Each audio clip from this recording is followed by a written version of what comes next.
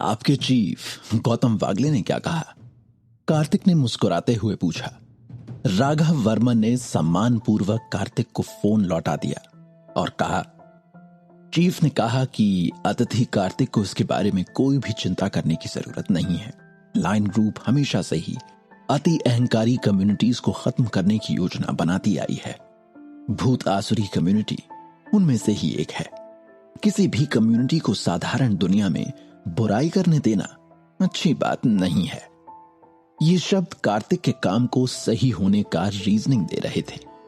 यहां तक कि चीफ गौतम वागले ने भी कार्तिक की इन गतिविधियों के लिए हामी भर दी थी।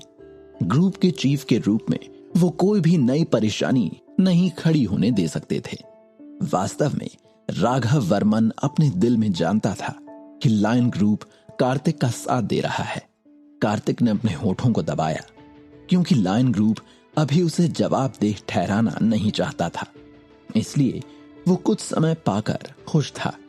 शुरू में वो चिंतित था कि शायद उसने जो किया है उसका उस पर बहुत बुरा प्रभाव पड़ेगा और उसे बहुत परेशानी भी उठानी होगी।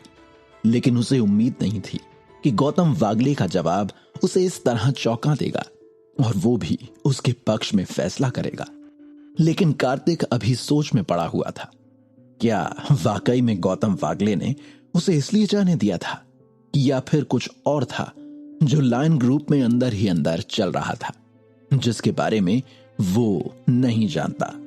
क्योंकि जितना कार्तिक लायन ग्रुप को समझ पाया था उस हिसाब से वहां कोई भी एक्शन बिना किसी कारण के नहीं लिया जाता, और जब उस एक्शन में कार्तिक इन्वॉल्व्ड हो तो बिल्कुल भी नहीं।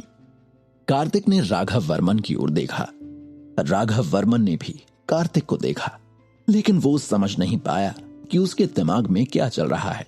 बस उसे इतना पता था कि वो कार्तिक का अपमान नहीं कर सकता, चाहे कुछ भी हो जाए। लायन ग्रुप के उच्च अधिकारियों ने गौतम वागले को कार्तिक पर नजर रखने के लिए कहा था ताकि वे उसे कुछ भी न होने दें। ऐसा इसलिए था क्योंकि वो अभी भी लायन ग्रुप के लिए बहुत इंपॉर्टेंट था। हालांकि उसका प्रभाव अभी भी लायन ग्रुप पर पॉजिटिव ही है, जिसकी वजह से सिचुएशन उसके पक्ष में हुई। अगर ऐसा है तो मैं अभी चलता हूं। राघव वर्मन ने कार्तिक को वापस भेजने और उसके साथ अच्छे संबंध बनाने के अवसर को भांप लिया और उसे हाथ से जाने नहीं देना चाहता था। कार्तिक ने प्रस्ताव को अस्वीकार नहीं किया। वहां से वो लोग गाड़ी में बैठे और तुरंत रवाना हो गए। कार्तिक लायन ग्रुप की गाड़ी को सीधे मालवीय फैमिली के पास ले गया। मालवीय फैमिली गर्मा बेहद चिंतित थी। कहीं कार्तिक भूत आसुरी कम्युनिटी में अकेले जाकर खुद का कोई बड़ा नुकसान ना कर ले, और कहीं वो वापस ही नहीं लौटा तो क्या होगा? माया, तुम अब भी इतनी शांत कैसे हो? गरिमा ने देखा कि माया बिल्कुल भी घबराई हुई नहीं थी और उसने चेहरे पर आए बालों को अपने कान के पीछे किया।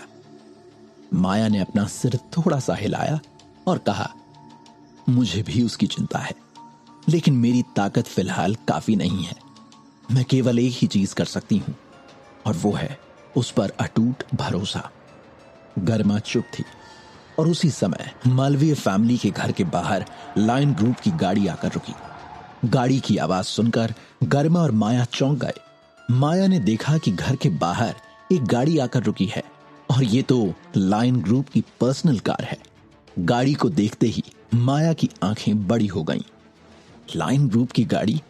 इस गाड़ी में कौन आया होगा, और वो भी यहां हमारे घर? घर के आंगन से माया की फैमिली, गरिमा की फैमिली और त्रिलोक मालवीय सभी लायन ग्रुप की कार को देख रहे थे।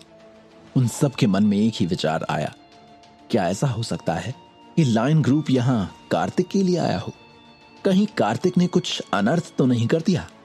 हमेशा की तरह सबकी आंखों के सामने नजारा चेंज होता दिखाई दिया। सब देखते हैं कि ये कार्तिक ही है जो गाड़ी से उतर रहा है। हाँ जीजा जी, ये लायन ग्रुप की गाड़ी में से क्यों उतर रहे हैं? गरिमा हैरान थी। क्या कार्तिक को गिरफ्तार किया गया था? कार्तिक को देखते ही माया का शरीर ठंडा पड़ गया था। हालांकि वो ऊपर से शांत दिखाई दे रही थी, फिर भी वो अपने दिल में कार्तिक के लिए हमेशा की तरह बहुत ज्यादा चिंता में थी।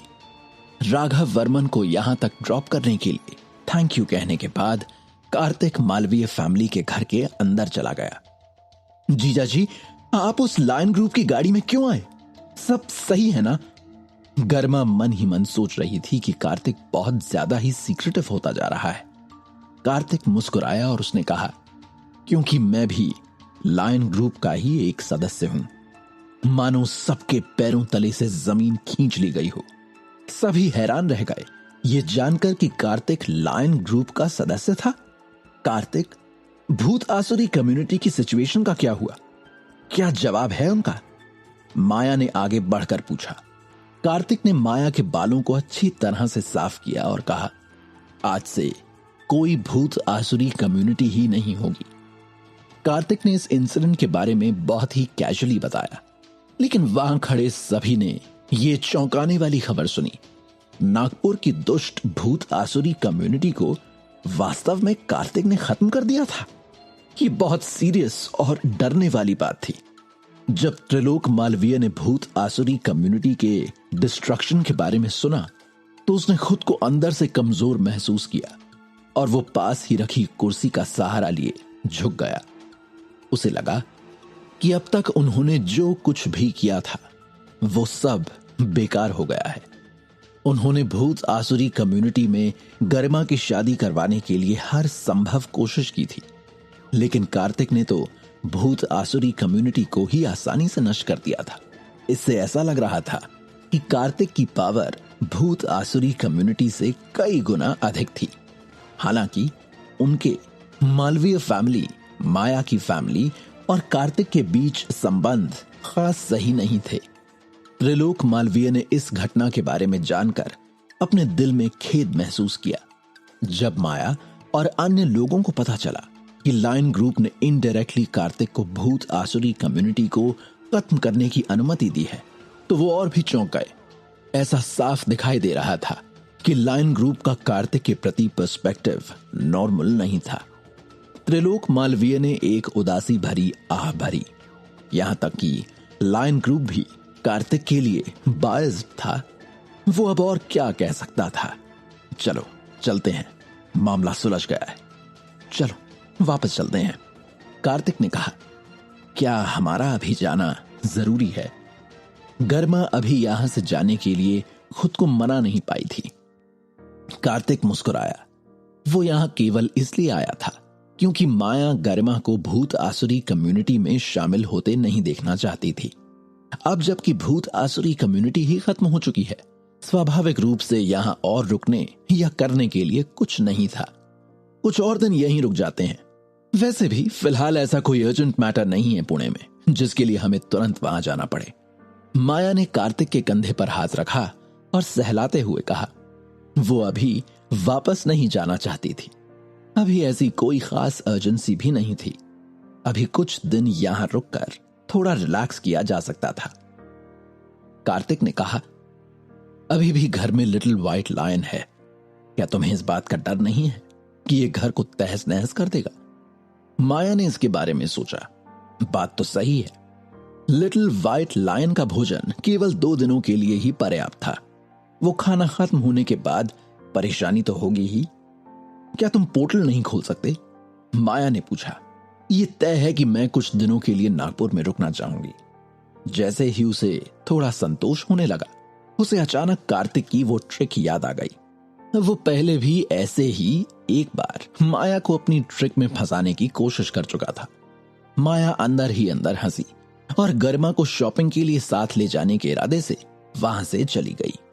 कार्तिक हेल्पलेस सा अपने सिर को हां में हिलाता है क्योंकि वो केवल माया की इच्छाओं के आगे अपना सर झुकाता है। तो आखिरकार ये फाइनल डिसाइड हुआ कि वो भी कुछ और दिनों के लिए नागपुर में रह जाएगा। अगले कुछ दिनों में मालवीय फैमिली के साथ कुछ बहुत ही बड़ा इंसिडेंट हुआ। कार्तिक ने जो पहला काम किया वो था त्रिलोक मालवीय को उसकी पोजीशन से हटाना और गरिमा के पिता शैलेश को कुलपति का पद संभालने देना।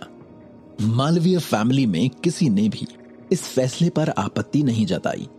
कार्तिक की जबरदस्त ताकत को देखने के बाद मालवीय फैमिली में किसी ने भी उसका विरोध करने की हिम्मत नहीं की। यहां तक कि उनकी नजर में भूत आसुरी कम्युनिटी के लीडर को भी कार्तिक ने खत्म कर दिया था। माया और गरिमा की फैमिलीज के बीच इन कुछ दिनों में काफी अच्छी दोस्ती हो गई थी। स्वाभाविक रूप से उन्होंने माया की फैमिली को नाराज करने की हिम्मत नहीं की। वो केवल उन्हें खुश करने की पूरी कोशिश कर रहे थे। यहां तक कि यामिनी, पवन और अन्य लोगों की स्थिति भी मालवीय फैमिली में ड्रास्टिकली बदल गई थी। ताने कसना अब चापलूसी में बदल गया था। यामिनी, पवन और अन्य लोगों ने अपने दिल में एक ठहराव महसूस किया। ये ठहराव उनके लिए कार्तिक लाया था। 3 दिनों तक नागपुर में एक सुकून भरा टाइम स्पेंड करने के बाद कार्तिक और अन्य लोग पुणे शहर लौट आए। इन 3 दिनों के दौरान जायसवाल ग्रुप में सारा काम सेक्रेटरी तनुज संभाल रहा था। माया का सारा काम तनुज के हाथों में था और वो स्ट्रेस से ऑलमोस्ट मर चुका था। और दूसरी तरफ चेयरमैन माया खुशी खुशी नागपुर में रिलैक्स कर रही थीं। कार्तिक ने चुपचाप यूनिवर्सल मैजिक क्यूब का इस्तेमाल अपने घर में जाने के लिए किया। बेशक वो लिटिल व्हाइट लायन के लिए खाना छोड़ना चाहता था, लेकिन जब वो अपने घर में लौटा तो वो उलझन में पड़ गया, क्योंकि उसे लिटिल व्हाइट लायन कहीं दिखाई नहीं दे रहा था। उसके होश उड़ गए। कहां गया लिटिल व्हाइट लायन? क्या वो किसी और के हाथ में पड़ गया है? और अगर हां, तो किसके?